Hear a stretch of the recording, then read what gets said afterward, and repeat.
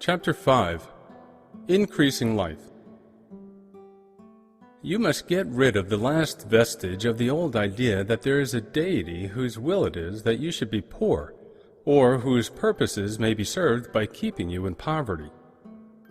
The intelligent substance which is all, and in all, and which lives in all and lives in you, is a consciously living substance. Being a consciously living substance, it must have the nature and inherent desire of every living intelligence for increase of life.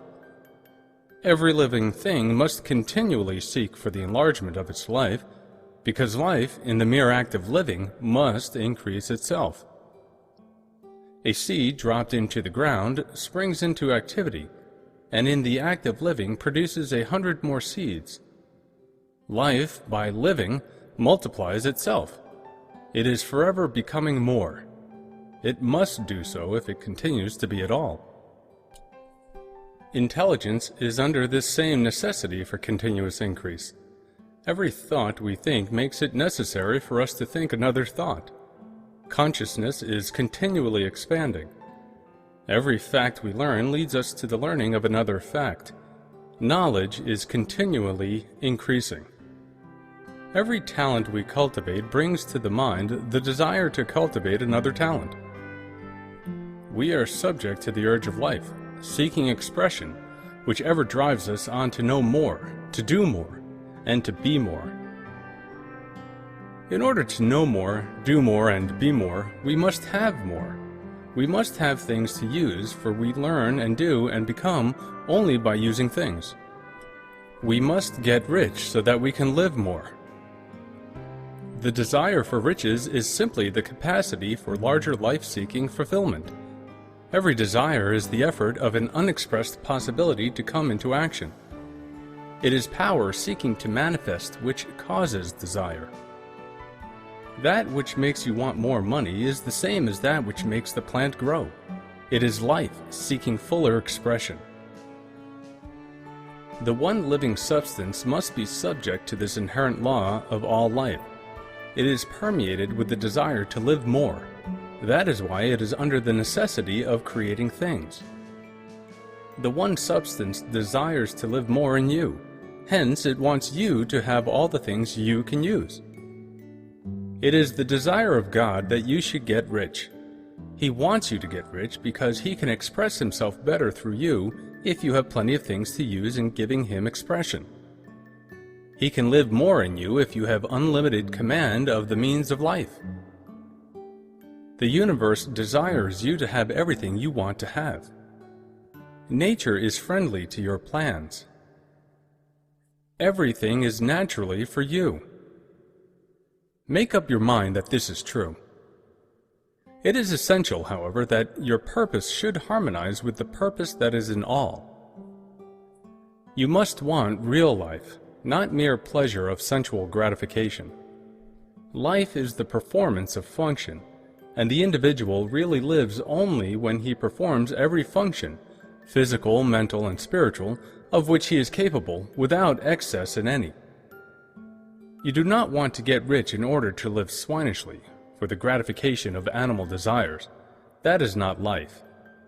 But the performance of every physical function is a part of life, and no one lives completely who denies the impulses of the body a normal and healthful expression. You do not want to get rich solely to enjoy mental pleasures, to get knowledge, to gratify ambition, to outshine others, to be famous. All these are a legitimate part of life, but the man who lives for the pleasure of the intellect alone will only have a partial life, and he will never be satisfied with his lot. You do not want to get rich solely for the good of others, to lose yourself for the salvation of mankind, to experience the joys of philanthropy and sacrifice. The joys of the soul are only a part of life, and they are no better or nobler than any other part. You want to get rich in order that you may eat, drink, and be merry when it is time to do these things. In order that you may surround yourself with beautiful things, see distant lands, feed your mind, and develop your intellect. In order that you may love men and do kind things, and be able to play a good part in helping the world to find truth. But remember that extreme altruism is no better and no nobler than extreme selfishness. Both are mistakes. Get rid of the idea that God wants you to sacrifice yourself for others, and that you can secure His favor by doing so. God requires nothing of the kind. What He wants is that you should make the most of yourself, and for others. And you can help others more by making the most of yourself than in any other way. You can make the most of yourself only by getting rich, so it is right and praiseworthy that you should give your first and best thought to the work of acquiring wealth. Remember, however, that the desire of substance is for all, and its movements must be for more life to all. It cannot be made to work for less life to any, because it is equally in all, seeking riches and life. Intelligent substance will make things for you, but it will not take things away from someone else and give them to you. You must get rid of the thought of competition. You are to create, not to compete for what is already created. You do not have to take anything away from anyone. You do not have to drive sharp bargains. You do not have to cheat or to take advantage. You do not need to let any man work for you for less than he earns. You do not have to covet the property of others or to look at it with wishful eyes. No man has anything of which you cannot have the like, and that without taking what he has away from him. You are to become a creator, not a competitor. You are going to get what you want, but in such a way that when you get it, every other man will have more than he has now. I am aware that there are men who get a vast amount of money by proceeding in direct opposition to the statements in the paragraph above, and may add a word of explanation here. Men of the plutocratic type, who become very rich, do so sometimes purely by their extraordinary ability on the plane of competition, and sometimes they unconsciously relate themselves to substance in its great purposes and movements for the general racial upbuilding through industrial evolution. Rockefeller, Carnegie, Morgan, et al. Have been the unconscious agents of the supreme in the necessary work of systematizing and organizing productive industry, and in the end their work will contribute immensely toward increased life for all. Their day is nearly over. They have organized production and will soon be succeeded by the agents of the multitude, who will organize the machinery of distribution. The multi-millionaires are like the monster reptiles of the prehistoric eras. They play a necessary part in the evolutionary process, but the same power which produced them will dispose of them. And it is well to bear in mind that they have never been really rich. A record of the private lives of most of this class will show that they have really been the most abject and wretched of the poor. Riches secured on the competitive plane are never satisfactory and permanent. They are yours today and another's tomorrow. Remember, if you are to become rich in a scientific and certain way, you must rise entirely out of the competitive thought. You must never think for a moment that the supply is limited.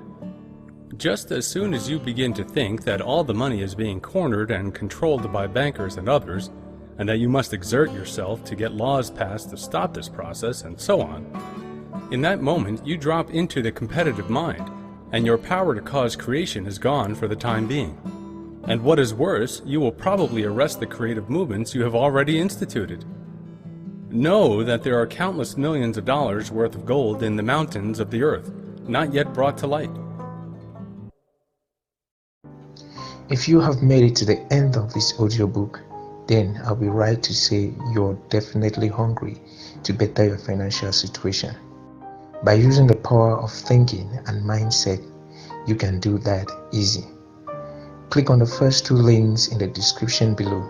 You'll receive a training on simple life hacks of rich and famous, the overnight millionaire mind and abundance mindset. Also, do not forget to subscribe to this channel and get notified whenever we make other chapters of this book and other books like this. Please click the like button and share this video with family and friends. That way we know we are providing values to your life and others. Leave a comment with the word action if you are going to start putting everything you have learned from this book to practice. See you in the next chapter.